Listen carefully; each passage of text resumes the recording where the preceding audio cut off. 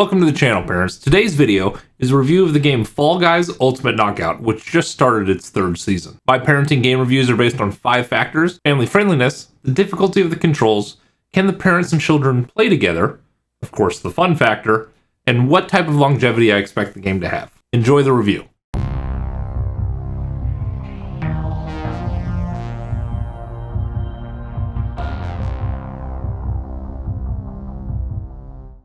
What's up, Misfits? We're talking about the game Fall Guys Ultimate Knockout today. Fall Guys was released in 2020 and is currently available on PC and PlayStation. It can be purchased for $19.99 on Steam or in the PlayStation Store. Overall, Fall Guys gets a 4 out of 5. I enjoy Fall Guys a lot. It's a great take on the minigame / battle royale genre. The premise of the game is you're a colorfully decorated bean dropped into an obstacle course with 59 other beans. You'll run a gauntlet of up to 5 maps of varying obstacles. Each map has a limited number of spots reserved for players to qualify to move on to the next round.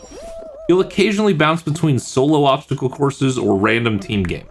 Ultimately, your goal is to be the last player standing in the match. For family friendliness, I got a 5 out of 5. The beans are adorable and the costumes can vary between being a soda can all the way to a unicorn. And I found them all to be pretty cool. Your character will learn cosmetics as they level up in the game. The company was proactive in trying to curb a player's ability to create profane or not suitable for work names. It'll randomly generate a name for you. My most recent name was Toothy Winning Dream. There wasn't any voice chat, so it's not a game that you need to be worried about some troll screaming out profanity during your kid's game time. The controls really aren't difficult and got a 5 out of 5.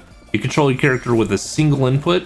I played on a controller, so it's only one thumbstick. I feel like you've got better character control with a controller over a mouse and keyboard, but that could just be personal preference. Other than that, you've only got to worry about the jump button, the dive button, and the grab button. All very straightforward and easy. For parent-child play, it gets a 2 out of 5. The game is only available on PlayStation and PC, and your only way to play with your kids would be to have the game on a PlayStation or a computer for each person you're trying to play with at once. Even more restrictive is that it's not cross-platform, which means computer players can only play with computer players and PlayStation players can only play with PlayStation players.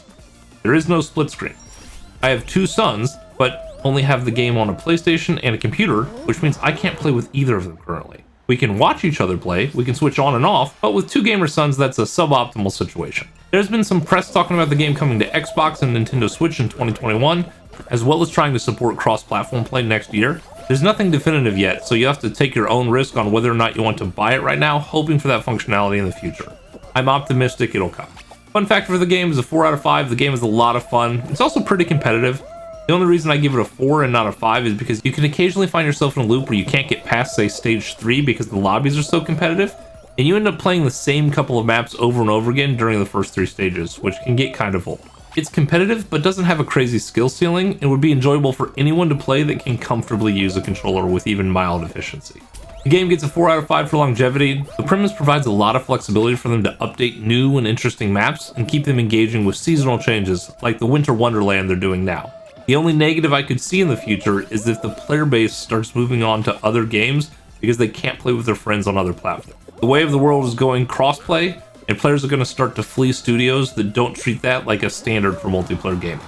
If they get the crossplay feature integrated, then I expect that I'll be playing Fall Guys Ultimate Knockout with my sons a lot over the coming years, not just months. Well, parents, I hope you enjoyed our review of Fall Guys Ultimate Knockout. The only negative thing I can say about the game right now is its lack of availability across platforms and the inability to play with anybody that you want to. Fixing this problem is not completely in control of the developers, and I trust that they're going to be able to connect with the appropriate parties and get cross-platform and cross-play figured out over the course of the next year. If you enjoyed today's video, do me a favor and hit that thumbs up button. Make sure you're subscribed to the channel for future reviews. Take care!